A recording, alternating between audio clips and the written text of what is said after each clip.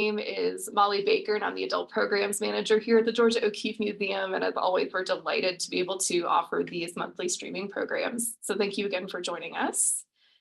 I'd like to begin by recognizing the lands of the Pueblo people on which the sites of the Georgia O'Keeffe Museum stand. We recognize and honor their elders, past and present, and celebrate the vitality of their people today and into future generations. I offer this with humility and gratitude in the acknowledgement of the need to confront the ongoing injustices of settler colonialism.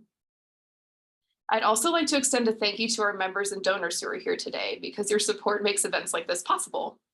If you're not yet a member and enjoy this program, please consider joining today. You can learn more at gokm.org/membership. Throughout this talk, please place your questions in the Q&A box, which can be found at the bottom or top of your screen, depending on your device. We'll try to answer as many questions as we can at the end of the conversation. For the duration of the lecture, the chat has been disabled. Please note that following today's talk, a recording will be made available on the O'Keeffe Museum's website in 1 to 2 weeks' time. Captions in both English and Spanish will be available. So now it is my pleasure to introduce the presenter for this morning, Dr. Anderson. Dr. Anderson is President and CEO of the Oklahoma City Museum of Art. He served as the museum's curator of film and American art and the director of curatorial affairs before moving into his current position in January 2020. At his time at the OKCMOA, he's overseen a number of major gifts and purchases for the permanent collection, multiple collection gallery reinstallations, and has curated or co-curated more than 15 shows, including Iranian film and photography exhibition Kiarostami, Beyond the Frame, which was named honorable mention for best exhibit by the Oklahoma Museums Association last year. He holds his PhD in history and art and film studies from Yale University, with his original research focusing on Hollywood films from the 1920s and 30s. And today he's going to be talking with us about a very special exhibition at his institution. So without any further ado, thank you so much, Dr. Anderson, for being here today. Well, thank you so much, Molly. Thank you to the Georgia O'Keeffe Museum. I'm very honored to be speaking with all of you today. I'm going to talk a little bit about maybe a lot about our new exhibition, Magnificent Beauty, Georgia O'Keeffe and the Art of the Flower. It's an exhibition that we were able to organize internally at the museum with loans from the Georgia O'Keeffe Museum, the Center for Creative Photography, and the Amon Carter Museum. It's an exhibition that I think is really interesting for the topic of this morning's talk, because it's an exhibition where there were certain limitations that actually yielded some, I think, real virtues for us and helped us to provide something for our community that we normally wouldn't be able to provide. So I'm going to jump right in here to the PowerPoint. It'll be just a second as I share my screen. So the exhibition, again, is, the name of it is Magnificent Beauty, Georgia O'Keeffe and the Art of the Flower. My talk today is Seeing Magnificent Beauty, and to talk about how we were able to really kind of accomplish the purposes of the exhibition through the installation, but more than that, that we were able to get something closer to what Georgia O'Keeffe intended with her paintings through the way that the exhibition is presented. And again, that's through a kind of a series of, maybe you would say, limitations that really helped us to do something more than we were expecting with this exhibition. The exhibition is built around, and really the whole genesis for the exhibition is built around a single painting that we have in our collection.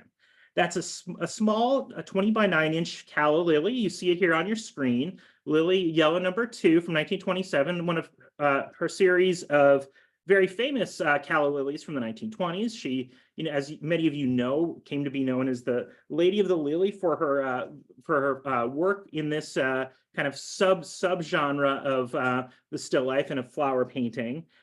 It's a work that came into our collection in the 1980s through the bequest of the Westheimer family. They collected, a local family here in Oklahoma who collected prodigiously in the arts, especially in the areas of portraiture, genre painting, and still lifes, but really for the most part, their collection was a figurative American collection. And they helped to build our institution's collection. And this gift has become one of the most popular works in our collection.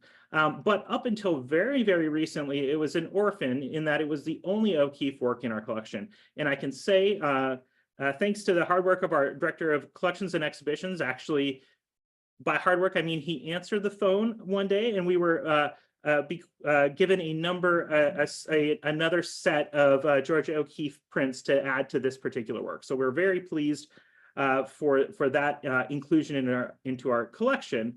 But when we started this exhibition, we had one Georgia O'Keeffe, and we were thinking, how can we enhance the experience of this work? How can we really how can we focus on this work that so many people seem to admire and enjoy? And again, it's one of the more popular works in our collection, and particularly people from the outside when they're requesting, basically when they're requesting images, when they're looking at our collection, this is the one that is really a focal point for a lot of that interest in our collection. A little bit about our museum. So in 1942, in Oklahoma City, there was an experimental WPA gallery. And at that point, the director of that gallery, Nan Sheets, who is also a very prominent artist in the state and a arts journalist, she was really a one-woman arts, New Mexico, Santa Fe, and Oklahoma City were very different in 1942. We had one person who was pretty much the entire arts industry in the state, Nan Sheets. And what she did is she worked with the federal government when they were dispersing of the WPA collection to bring a set of those works to Oklahoma City, which at that point didn't yet have a museum. So she did that in 1942. In 1945, the Oklahoma Art Center, which is our predecessor, was incorporated. And over the years, the museum actually split into two museums and then reunited in 1989. And then in 2002, we built a new facility and opened in downtown Oklahoma City, which has seen an enormous amount of growth in the last 20 plus years. So too has our museum. Our collection has more than doubled in that time. We now have more than 5,000 objects. So it's a very different collection and very different museum than that opened in downtown in 2002. And today, our main collection strengths include American art from every period. So Georgia O'Keeffe is very much within the wheelhouse of what we do as an institution, but also modern art. You may not know this, but we at the Oklahoma City Museum of Art have a very important collection of post-war abstraction, and that came from our museum bought the collection of the Washington Gallery of Modern Art in the 1960s, and which is through a series of relationships. And now we have a very important collection of 1950s and 60s American post-war abstraction. We also have a large photography and growing photography collection.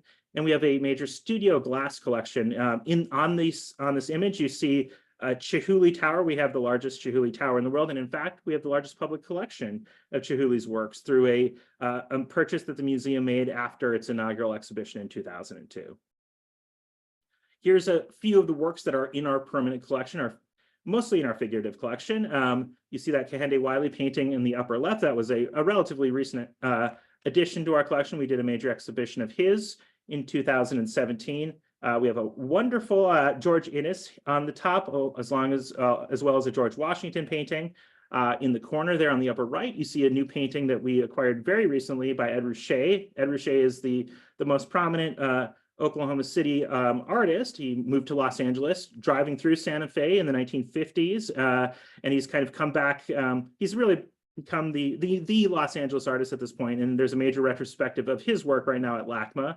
The lower left, you see a work by Ellsworth Kelly. That's part of our WGMA collection. There's a beautiful New Mexican painting there by John Sloan in the lower center. I wanted to include that. There's also a great George Bellows that you see there. And then that's more of our Chihuly glass. So this gives you a sense of the type of institution that we are. But it's an institution. It's a new institution.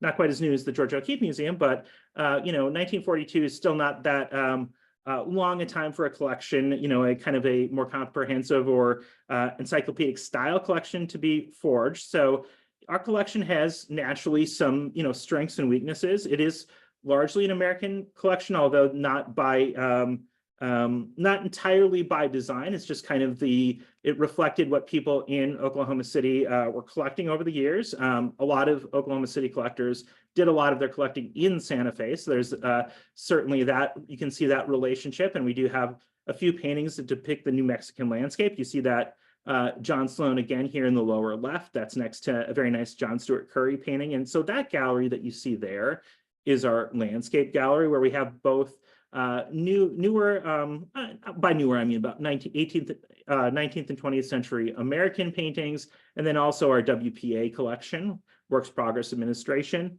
On the right, you see a really popular gallery that we have of seascapes. So we have all of these different galleries of genres. And so kind of backing up, part of my bio is mentioned that I've done a few reinstallations of our collection. And the first one that I did, we started to look at our collection back in about 2015, 2016. And at that time, we were installing our collection on kind of a history basis, like most encyclopedic style museums, but there were a lot of gaps in our collection because, again, you're really relying on what your community is collecting. And so our community wasn't collecting the old masters of European art at the turn of the 20th century. Oklahoma City was just too young of a city at that point for people to be doing that. So we had these different areas that we thought were interesting. And one thing that we saw over and over is that we had these nice concentrations of different genres. And we started to do some research. And of course, there's something called the hierarchy of genres, which was something that developed in European thought in the really between the 16th and 19th century. And the idea there is that you had these set genres that produced work. You had specialists in each of these areas, and that there was a kind of a hierarchy based on their relative importance. So at the top were history paintings, which included religious imagery. Then below that, you had portraiture, which another genre that depicted people. Below that, you had genre paintings, which were scenes of everyday life. And then you had the landscape. So you still had nature, but not necessarily nature with people. And then below that were were animal paintings. And finally, on the very, very bottom of that, we had still lifes, which really does take us to Georgia O'Keeffe. We'll get there in a second. These are two more galleries here. Our portraiture gallery, you can see our history paintings in the gallery beyond it. And then on the right, we have our still lifes and our landscapes in the next gallery. So when we decided to start organizing our space this way, we really focused on each different section and we thought, okay, what are these different sets of paintings or photographs telling us? And when we started to exhibit our still lifes, a few things really kind of came to the fore. First, so exhibiting these paintings together based on genres, the first thing that we noticed is that it really placed emphasis on the history of the genre or the various approaches. So here you see our Georgia O'Keeffe next to a beautiful painting on copper by Jan van Kessel. And this was another recent acquisition that was really important to us because these genres really did emerge most fully in the Netherlands, both the Spanish Netherlands and then in the Amsterdam area in the 17th century and afterwards. And so we were able to acquire a work that really did kind of go to the beginning of the genre. And then, of course, somebody like a Georgia O'Keeffe would be a much later instantiation of this genre at a time in which this hierarchy was starting to crumble and important painters were painting still life. So I think, as many of you probably know, being aficionados of O'Keeffe's work, she had some of the most expensive sales in the 1920s, largely thanks to her husband's promotion. So by that point, still lifes were, even though that was historically the bottom of the genres in terms of importance, they were extremely popular by the 20th century in the United States. The second area that we noticed when we put these paintings together were the differences in style. So here you see a really beautiful work by Gabriel Munter, who was a close associate and partner of Kandinsky's. You have that wonderful color palette here in the still life from the mid-20th century, kind of working in that early 20th century modernist style. And then you have this very clean American modernism of Georgia O'Keeffe and Calla Lilly. So you would see how by having these paintings together in the same space, you would draw out that sort of comparison, a stylistic comparison. The third is based on materials. And one thing that we like to do for each of these galleries where we focus on different genres is we like to put different media together and works that are really kind of, that you'd be surprised to see in the same space. So here we have this wonderful colored lacquered fiberglass sculpture by Don Moulton. It's another work from that Westheimer collection, that large bequest. And that would be hanging in the same space as our O'Keeffe. So you have these different materials that people are looking at. One thing parenthetically I'll note is that we over the course of time have done various free days at the museum, and we get a lot of children, especially on our free days. And we had a lot of people touching this apple, so we've had to hang that one higher in the gallery. So you learn those sorts of things as you exhibit the works in space. And then the last and really maybe most important theme that we started to see by exhibiting our still lifes together was this emphasis on scale. And so this is really kind of what led to our thought that we need to do an O'Keeffe, small O'Keeffe exhibition that featured more of her works. Because here, this is a, I tried to get this with my reproductions basically as close to scale as possible. So these are two works. You see the Lowell Nesbitt here, which is an enormous, enormous painting, and the O'Keeffe. And both of those works are larger than life size in their depiction of flowers. And it's very hard to get that point when you're looking at the O'Keeffe when there's something as large as the Lowell Nesbitt in the same gallery. So we came to think that the O'Keeffe is accomplishing a lot in this gallery with these different still lifes. There's a lot to learn, but there's some important elements of it that are lost because of the exhibition near some of these other works, such as the Lowell Nesbitt, which is a great work that we like to have on view as well. So with that in mind, we started to do some research and think about what type of Georgia O'Keeffe exhibition or gallery we would do. We knew it would be a small exhibition, or really a single gallery exhibition. And initially we thought of another work that we have in our collection, Imogen Cunningham's Two Callows from 1929, a very similar subject, a very similar approach as you see here. And I'll talk a little bit about her in a moment. But we thought that might be a nice place to start when we're exhibiting our O'Keeffe. So looking at O'Keeffe, we started to think about, okay, so what is going on here? What's important about it? And I'm going to read you this quote from 1939.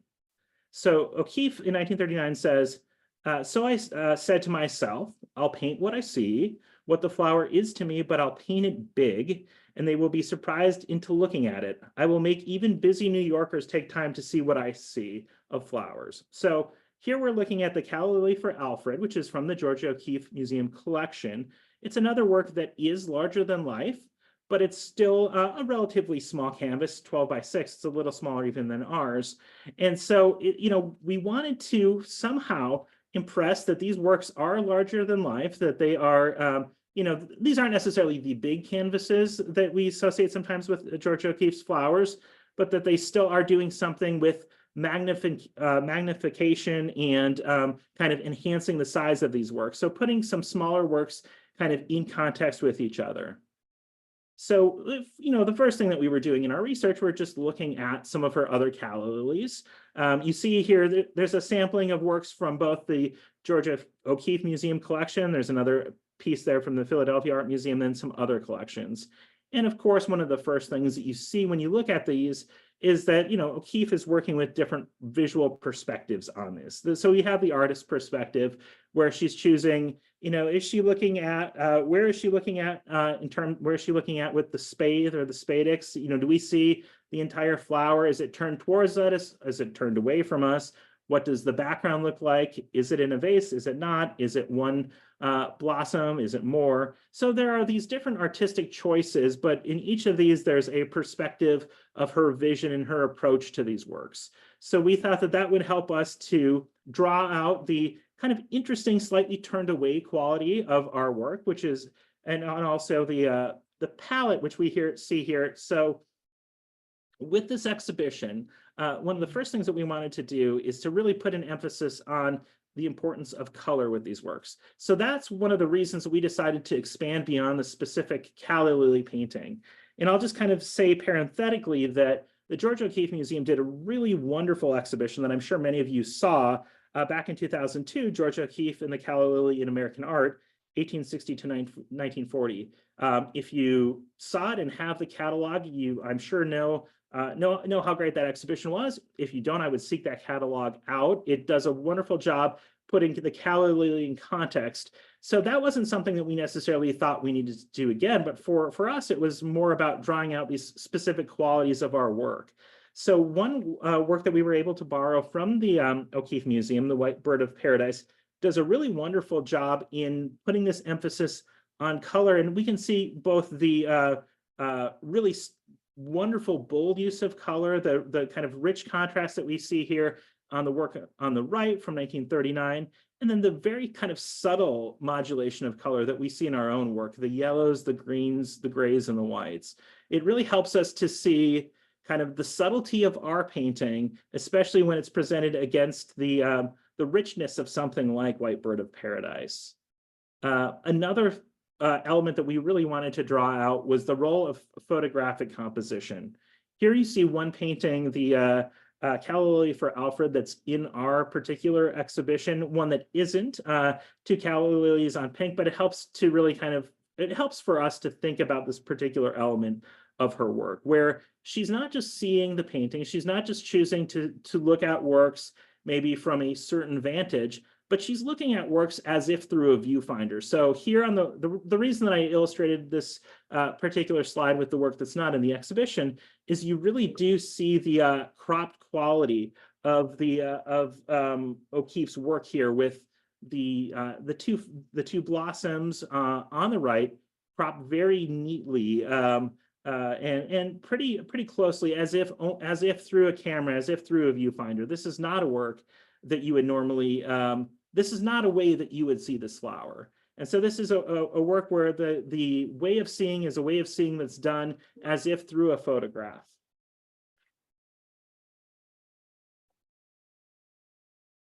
The next of these is the themes that we really wanted to kind of think about with O'Keeffe's flowers was abstraction. And this isn't something that our painting really lends itself to, but what we do see here is we see through the work that we borrowed for this exhibition, The Black Iris, we see a work in O'Keeffe's career where she really is kind of toggling between abstraction and representation, where it's hard to see this work as an iris. It's hard to see this work as a flower, and it's much easier to see it as an extension of her career as an abstractionist, which really does predate and presage her work depicting flowers. So she was painting abstract paintings at the same time that she first started painting flowers in the mid-19-teens. So you'd say that really she's a painter that came to something like flower painting through abstraction. So it's a way that, again, that she saw this kind of thin veil between these two areas. So this is an area that we wanted to pull out a little bit more with this exhibition as well. So now the second figure of our exhibition, Imogen Cunningham. You see her on the right. She was born in 1883, died in 1976, and I'll talk a little bit more about Cunningham. So she was born in Portland, moved to Seattle pretty early in her life. She was one of 10 children. The only one of those 10 siblings who did go to college. She went to the University of Washington, where she ended up majoring in chemistry. And she did that because they didn't have an art program. She was already very interested in photography. She received a grant and went over to Germany to study photography there, and then came back to the United States and was able to find a position in the field. So she's somebody who had that early experience with photography. She was I think she was 15 when she sent off for her first camera. Her father said he neither encouraged nor discouraged her in that particular career, but he always wanted to support her whenever she did. She was somebody that got in a job as an assistant to Edward Curtis, who was photographing Native Americans at that time. The very famous photographs of what was then thought to be, a vanishing race. She was somebody that helped print those photographs. So she got her the beginning of her career in portrait photography, but a portrait photography of a type that was very similar to the person that you see next to her there on the screen, Alfred Stieglitz. So Alfred Stieglitz, as I think most of you will know, was George O'Keeffe's husband, a very famous photographer in his own right, gallerist, and he's somebody that had early in his career at least, promoted a style in photo succession that was very artistic. He was somebody that helps, and by artistic, I mean, it could be gauzy, but it would be very atmospheric, but it wasn't like the photographs that Cunningham, people like Ansel Adams would create later in their careers.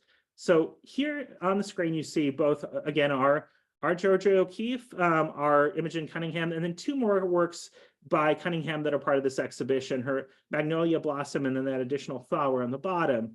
The Magnolia Blossom is that more kind of ethereal atmospheric work where she would start to then move towards a harder edge photography later in her career. So she eventually was one of just a small number of people that started the F64 group of photographers, which was a group that was also started by Edward Weston and by Ansel Adams, and they promoted a very hard-edged, clean American style of photography. So we see here these different examples of her more hard-edged photography that she would start to work towards in the 20s and the 30s after leaving what was this more ethereal style that would be associated with Stieglitz. The portrait that you see on the screen I wanted to include because it is Cunningham's portrait of Stieglitz. And Stieglitz is, here posing in front of his wife's painting, Black Iris, from the mid-1920s. We don't know if Cunningham and O'Keeffe knew each other. That was one of our main questions as we were, researching this exhibition. But she certainly knew, as you can see, she knew O'Keeffe's work, and they were two artists that were working in a very similar vein, both very interested in flowers. And Cunningham's own interest in the subject came from the fact that she, around this same time, was married. She had three small children who were said to be very mischievous. They had a reputation for that. So she spent a lot of time at home. She was somebody who had a botanical background as well. Botany is also something she studied at the University of Washington. And she spent a lot of time cultivating and then photographing flowers. And for her, flowers started to have different associations than they did for O'Keeffe, or really they were kind of coming from a different place. So first, she had this science background. So she was very interested in the scientific detail that she could render in these flowers, which you see here again in her Magnolia Blossom, which is probably her most famous photograph. But then she was also very interested in the personalities of her flowers in much the same way, again, that she was interested in the personalities of her sitters. So here you see photographs of Frida Kahlo, Alfred Stieglitz, and then two of her photographs. And it is a stretch somewhat, I would concede, to say that there is the same type of personality in these photos of flowers or plants, but you have somebody who is a portraitist who is thinking in a somewhat similar way to as concerns both of her subjects. So she's interested as a scientist. She's also interested in these objects as a portraitist. So we just need to keep that in mind. So then for our exhibition, we're bringing all of these works together. So we have there are a total of 11 works in this exhibition. You see the O'Keeffes on the left, the calla lily yellow, and the banana blossom, which was a recent addition I mentioned to the museum's collection here, along with these four works from the Georgia O'Keeffe Museum. The white bird of paradise, the black iris, the calla lily for Alfred, and then one of O'Keeffe's photographs as well. And then with that, in dialogue with those works, we have these works by Cunningham. So her two calla lilies, and then some of these other pieces that you see here. Now, just in terms of the title, so why isn't it Georgia O'Keeffe, Imogen Cunningham, and the Art of the Flower? Well, this is an exhibition that went through a few different iterations, a few different curators. In fact, this exhibition, we have our curator of exhibitions, Jessica Provencher, who completed this exhibition, actually left the museum for another position really at the beginning of COVID, and came back. So she was working on the exhibition then. It kind of went into some other hands. She came back to the museum in 2023 and became the curator for this exhibition. So here you see these different works by both O'Keeffe and Cunningham. And now I'm going to go into our exhibition. We're going to start here with the title wall. This is George O'Keeffe and the Art of the Flower. And you will see here how this is presented for our space. So we have, I'm going to say a little bit here about our interpretation for the exhibition. So recently the museum was the, we were the only museum in the state of Oklahoma that was awarded an Art Bridges Art Bridges Access for All grant. And so we've been using that grant to increase access in a few different ways, one of which is through Spanish translations of our text. Not quite to the level of New Mexico or Santa Fe, but Oklahoma City still has more than 50% of our student population speaks Spanish at home. So we thought it was very important to increase access in this way through our text. So you see here, all of the text is interpreted in both English and Spanish, including the lead text for the exhibition. Then we also have we decided, when we were starting to write the labels for these works, it's hard not to talk about some of the specific elements of the flowers. So in the calla lily for Alfred that you see here on the left, you can see both the spathe and the spadix. And the spathe is the large kind of the large white area, the blossom, the flower around the tendril, which is the spadix in the center. And it's hard to know how to talk about these things without using the specific language of botany. So we decided to illustrate that very aspect of this exhibition in these illustrations, which do specify the language that we're talking about. So our visitors will know what a spathe and a spadix is. Now I'm going to say, just kind of parenthetically, to the flower, and I can imagine this would be a question. This could be a question for me at the end. The question of whether or not there's this, we get into the questions of gender and sexuality with the paintings, and I would say lightly, and most specifically probably with the calla lily for Alfred. Now, as I think most of you probably know, Freudian interpretations have been very commonplace for O'Keeffe's work, but it's something that O'Keeffe typically rejected or resisted. Alfred Stieglitz was somebody who seemed to promote that. I mean, as somebody who, really as something that could promote his wife's work, and as something that was very much kind of current and present in the 1920s. So here we see a painting that does have both female and male organs with her calla lily for Alfred. So we don't necessarily totally shy away from that with this particular painting, but for us it is more about this seeing that George O'Keeffe mentioned, and that I included in that original text. So here are the galleries. So it's a small space where we have these 11 works. You see there, it's kind of peering through into another gallery where we had kind of travel paintings. That's a Thomas Cole through the archway there. We used a couple of different colors. And what I want to point out is that this is a small space. It's a small space where we typically exhibit works on paper or small installations of glass. And I don't know how easy it is for you to see, but we have these black lines here on the floor. And if you look at the image on the right, you'll see maybe the kind of ghosted outline where we pulled up some black tape from our last installation in the space. And the reason being is this, well, I should back up and say Magnificent Beauty has been a popular exhibition. We've had a lot of visitors for this particular exhibition, but these spaces are so small that in order to really accommodate more people, we needed to relax some of our rules with how far we have our tape from the walls. So typically in the past, it's been about 3 feet, but since everything in this exhibition is glazed, we were comfortable putting those tape lines a little bit closer. Just in terms of our various efforts to emphasize accessibility, you'll see those little black squares that are on those tape lines and the QR codes. Those black squares basically tell blind and low vision visitors where they can scan our QR codes to receive visual descriptions of these works. And it's something that we've done for a couple of exhibitions recently to increase accessibility to our collection.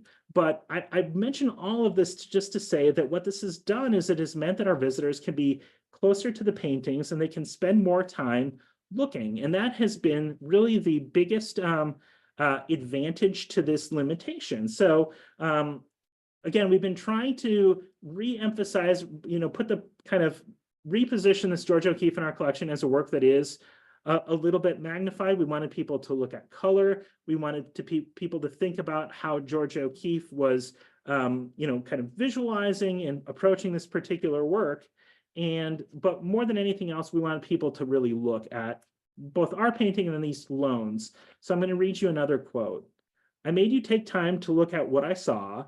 And when you took time to really notice my flower, you hung all your associations with flowers on my flower, and you wrote about my flower as if I think and see what you think and see of the flower, and I don't." So that's a quote that kind of does allude to this more Freudian interpretation, but the taking time to look at what I saw is the most important thing here with this exhibition. That really is our focal point of this exhibition. So now I'm going to just close with a couple of comparisons here. The first is this again is the White Bird of Paradise, which is loaned from the Georgia O'Keeffe Museum.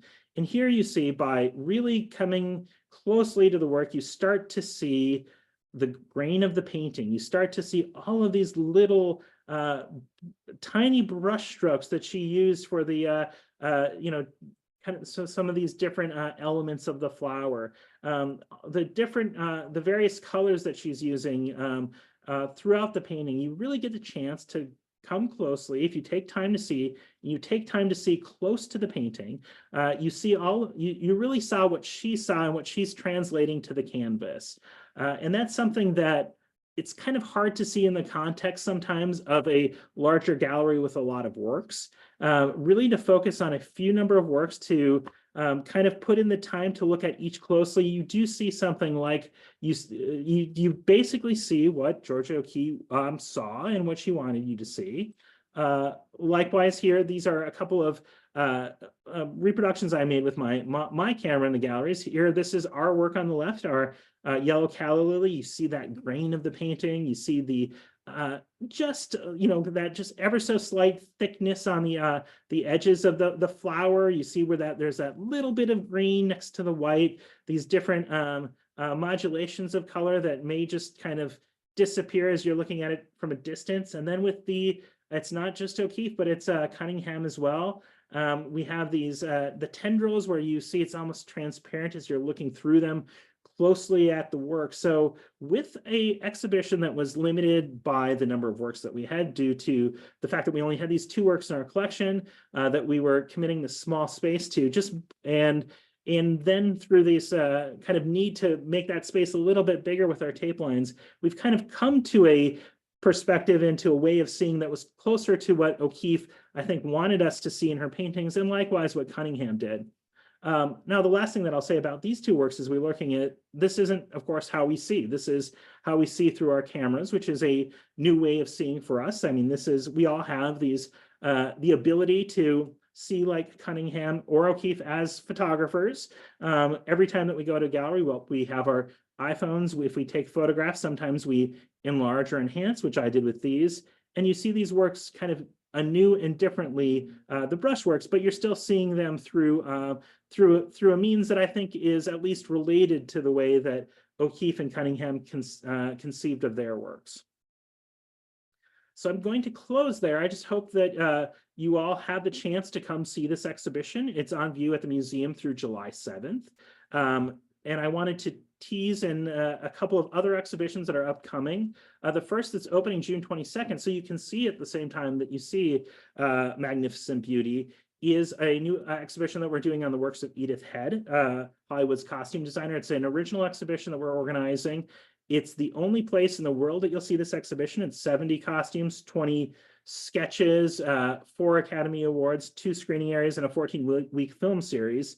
It's the largest exhibition we've ever organized internally, so we're very proud of this. And it will be up concurrently with Georgia O'Keeffe starting June 22nd.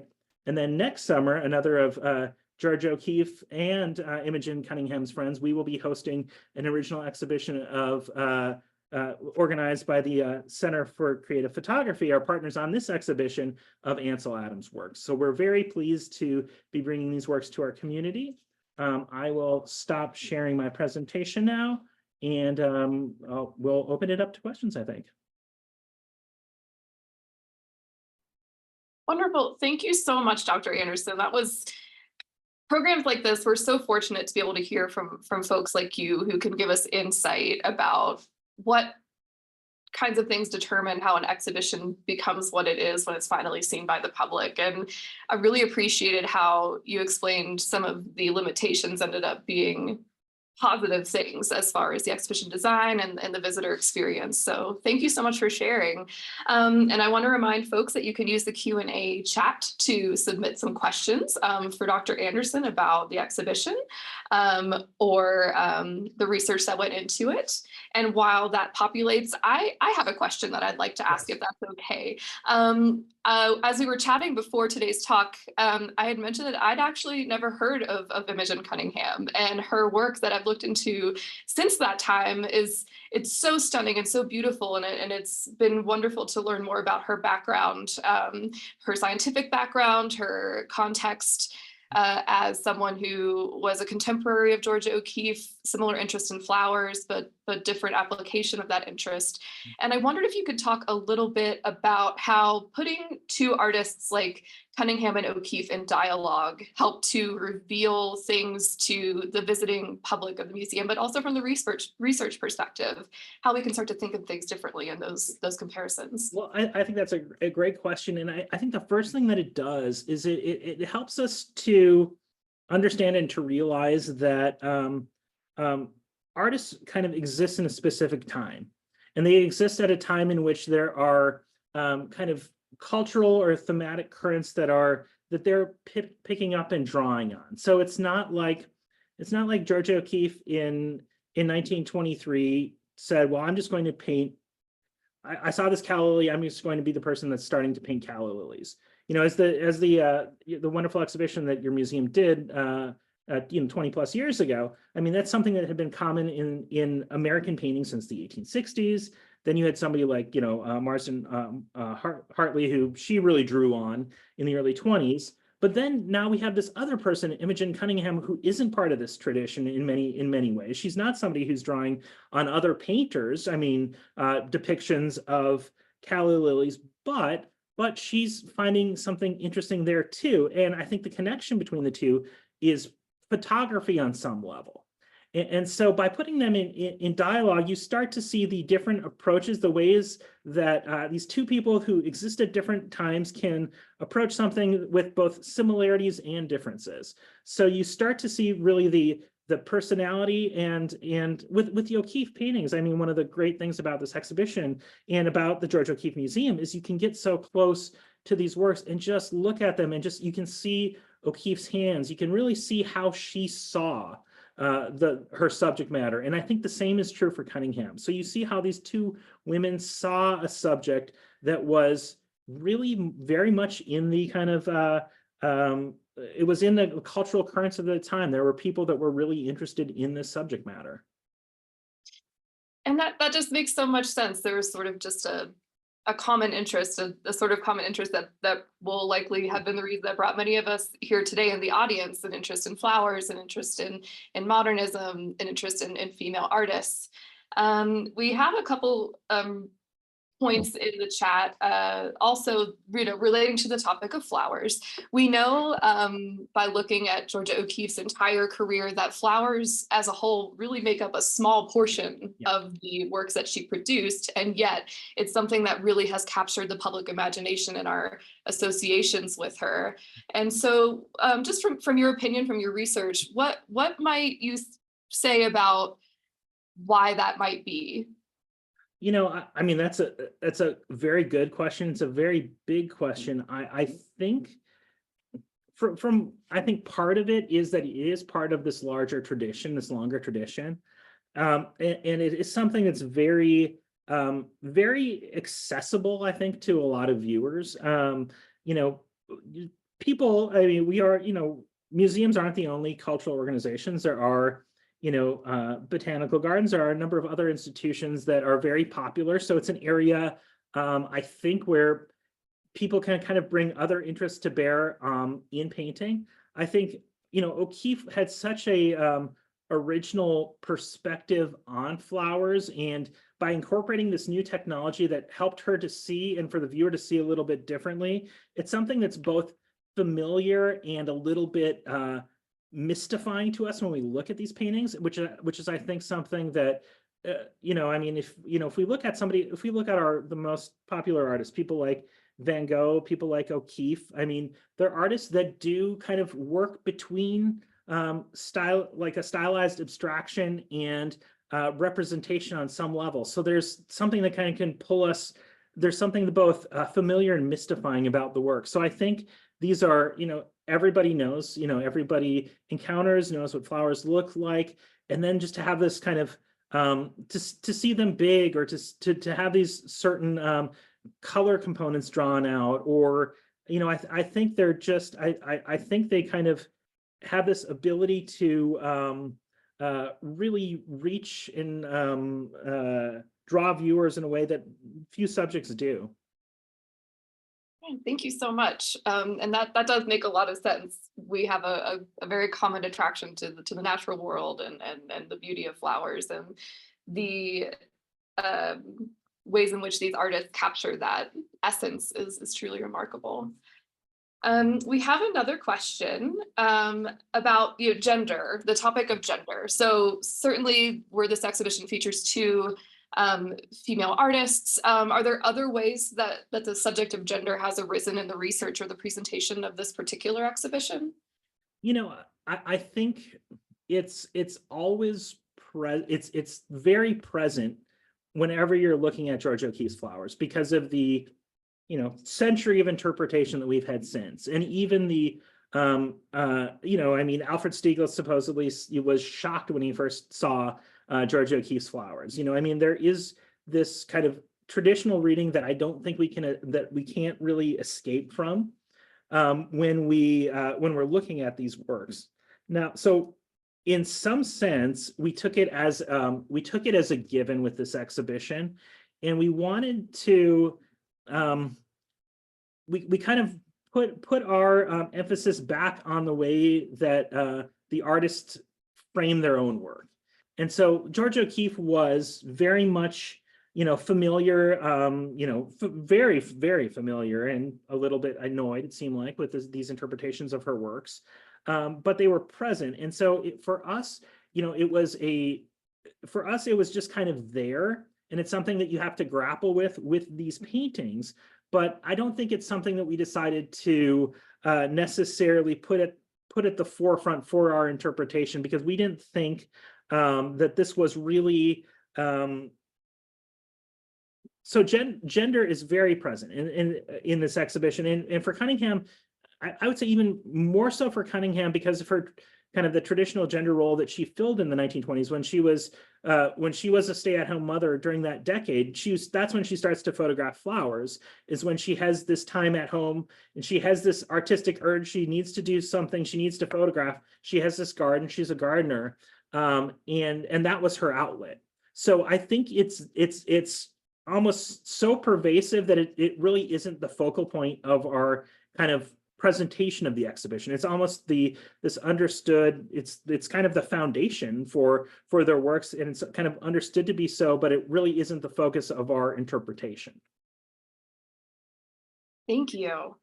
Another question, something that was also really wonderful about your talk today, is contextualizing the pieces that are in the museum as a whole. And someone wants to know, do you see any very clear similarities or inspirations from O'Keeffe's art with other modern day artists that are represented in the museum collection? That Lowell Nesbitt that I showed, for instance, which is that huge parrot tulip. So that's a painting from the 70s. So it's not, it's still contemporary art in the sense that it's post 1970. There's no way that painting would have existed without O'Keeffe. There's almost no way that you can imagine a painting of a flower period after 20 23, 27 without O'Keeffe. So her influence is absolutely pervasive on this generation, especially so in the 1970s, which was a period that's really known for the pluralism of kind of approaches in American art. It's that period after conceptualism. It's that period when people just decide, well, we don't just necessarily have to be abstract in the way that we paint. So in the 1970s, you had a lot of artists that were returning to representational art. And if you are an American, and there's still modernists, but they're modernists who are now depicting figures once again. And if you're a modernist depicting a figure after 1970, in America, the person you're going to look to is George O'Keeffe. And so you see that with, we actually have a number of still lifes, not just the ones that we have on view in the gallery at any given point. We only have 2 to 3% of our collection on view. We have a number of still lifes where you see her influence. So if you are a still life painter painting in any sort of modernist manner whatsoever, starting in the 1970s, you're looking at O'Keeffe. Thank you. And so as we, move about other gallery spaces and other exhibitions, that's something that's an interesting thought to keep in mind as we see similar subjects from even nudes. I mean, even paintings by people like Philip Pearlstein, you see that modernist approach of O'Keeffe. Fascinating. We have a couple questions, also just asking to pivot a little bit more about the exhibition design and so we have definitely an interest in enhancing access for blind or visually impaired patrons who are wanting to engage with these exhibitions. Can you talk a little bit more about how those initiatives might be represented in the museum as a whole, and what kind of feedback or information you've gotten from the exhibition you're speaking about today? Okay, so we've done it for a couple of exhibitions now, and we're doing it more and more moving forward. And I mean, the feedback's been wonderful. One thing that we didn't have space. You could see it was a small space for this gallery. We did a William H. Johnson exhibition, who's an African-American painter for the mid 20th century.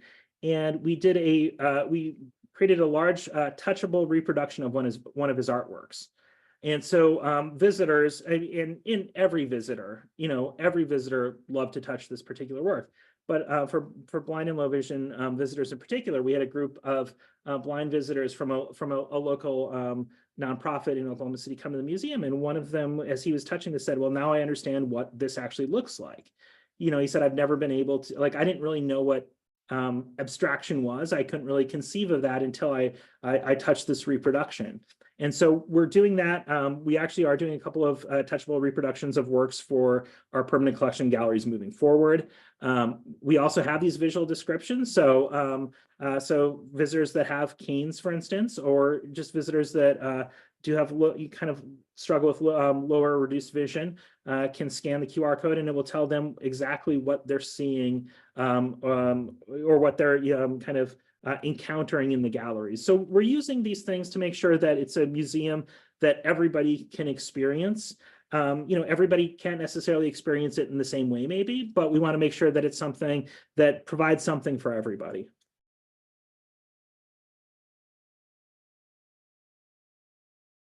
Oh, you're muted. I'll never not get used to unmuting even after these years. But yes, so I was just saying that we get a lot of professionals from other museums on these calls, and it's always great to hear about how other institutions are thinking about these things and how they're working, and how we all can learn from these types of initiatives. So thank you for sharing that. Another question that we had was about the specific O'Keeffe pieces in the collection. Could you remind us which 2 of the O'Keeffe paintings that actually belong to the collection? So it's the calla lily yellow that I showed a number of times. The other one is actually the banana flowers, which is part of O'Keeffe did a portfolio. I think it was in maybe the 60s, and that was actually that print from the portfolio is one of the works in our collection. So then those 2, we have this portfolio which we just added this year. So this is a new addition, and I mentioned it very briefly, but I'll say this kind of again a little bit more specifically. So our director of Collections and Exhibitions received a call one day from somebody who, a teacher who spent kind of her life savings buying this portfolio because she loved O'Keeffe so much. And she passed away. And so her children were looking at giving it to a museum. She called, I will not say which museums she called, it was not the George O'Keeffe Museum, but she called a couple of museums. Nobody picked up the phone until our director of collections picked up the phone, and she gave the portfolio to our museum. So now we have not only the painting, but also the portfolio. So if you're a curator out there on this call, you pick up the phone. You never know what you're going to hear on the other end. That's such an interesting story. I'm glad you shared it because there's so much that goes on as far as collections being built that we would never know. And so that's a fascinating story and very happy news for your museum. Absolutely. Another question I'd like to ask is, so knowing that there are space limitations about or rather that there is, the exhibition is in a smaller space, besides being able to invite people to examine the paintings closer and the photographs closer, are there any other things that have revealed any insight about the relationship between the art pieces and the space that you put them in? That's a good question. I think really what it is, and I know that there's a lot of research and theory that's been done this way, and I'm not really I'm not maybe eloquent or the person to really speak on it, but I think with this particular space, so it's a small gallery, a small room, and I think with putting these 13 works there, visitors kind of change the way that they encounter the artworks, because really if you're going to go to an exhibition that's say 6,000 square, let's say this is 600 square feet. There are obviously exhibitions that are 6,000 plus square feet, maybe of all George O'Keeffe's. You're going to proceed through those spaces at a different pace. You're going to put kind of a different amount of time. You're going to commit something. If you want to kind of feel like you're getting everything that you can out of it, you're in a smaller space, you're going to spend more time and you're going to look at every word. And it's kind of easy sometimes in larger exhibitions, we do larger exhibitions too. It's easy to just kind of skip a work or two, but when you're in a space of this size, you're going to look at everything. And the way that it's even laid out, it's actually, we are installing a small Picasso show in the gallery next to it. And so the gallery next to it is currently closed. So you go in and come out the same way. So you're really going to navigate the space and make sure that you look at everything in a way that you wouldn't necessarily in a larger show. That makes so much sense. And I know next time I visit a space I've never been to for a gallery exhibit, I'll be thinking about how physically being in that space is impacting my engagement with those works. It's something that is just an interesting thing to consider. So we're right at 9:59. And so I think what I'd like to do is share a comment, which is a nice thing to end with, I think, from our listener, Tom. Tom says, kudos, Dr. Anderson, to you and your team in this exhibition, including the magnification of O'Keeffe's work, reveals to the public the fine details of her artistic creativity. It really helps viewers appreciate her amazing talent. And I think I would also extend that to Imogen Cunningham as well. And just the combination of those, it sounds like a wonderful thing to see in person. And we certainly hope that there are folks on this call who can do that. Great. Well, thank you, Tom, and thank you, Molly. I appreciate that. Hey, thank you again for joining us. And thanks to everyone who was able to join us today virtually. We appreciate you being here. And were there any final things you wanted to share before we end today's call? Again, welcoming everybody. Please do visit our museum. Even if you can't make it by July 7th, we will have that O'Keeffe back in our still life galleries after that, and you certainly will want to see that. And I'm very eager for my next visit to the George O'Keeffe Museum, which is one of my favorite stops in Santa Fe, which is an 8-hour drive from Oklahoma City. So one way or the other, it's easy for us to visit each other. Amazing. Wonderful. Well, thank you again, Dr. Anderson. We really appreciate you being here, and we'll see you next time. Bye-bye.